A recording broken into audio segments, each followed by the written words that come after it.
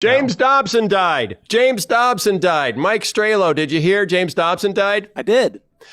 Sky, did you hear James Dobson died? Yeah. Mike Geary, did you hear James Dobson died? Are flags at half-mast anywhere? No?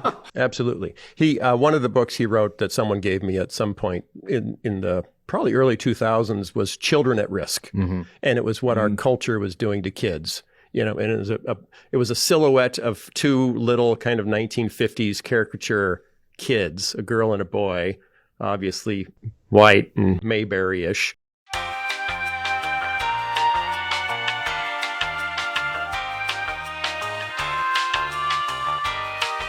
This was kind of the fundamentalist impulse of even though he later became very much, let's not be separatist, of let's make our own shows, let's make our own stories, right. Let's make our own radio, let's make our own publishing. So they were doing 140 million in sales of just all of their resources.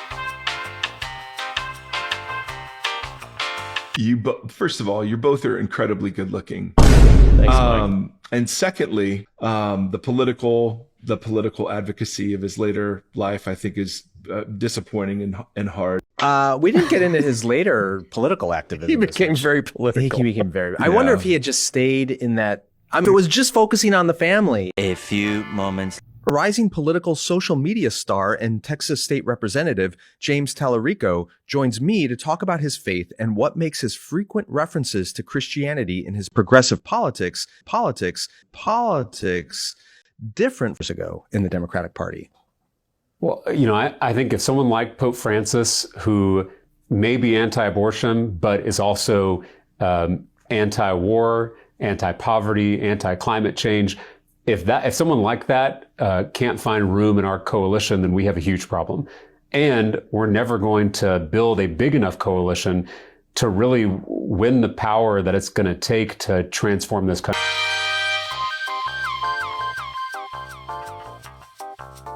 Okay. Does that shift, whether it's Schaefer or Dobson, does that shift away from practical help for Christians in their lives, or in this case, families and parenting, toward politics and national big? Does that happen because there's just so much more donor money available when you take on these big Goliath causes in politics? Or does it happen naturally? Is it an organic thing, or is it a financially informed decision that we're going to go this direction because we'll raise so much more money? I don't think in the union. Great answer. I like it. James Tallarico, thank you for your time on the Holy Post. And thank you for bringing the language and ideas of Christian faith into our politics in a way which isn't trying to destroy people. And I look forward. Go ahead. Just been really inspired by the conversations y'all are having on this platform. I think it's so important. Well, we're going to take that clip and spread it everywhere we can. Thank you for the endorsement, and look forward to having you back.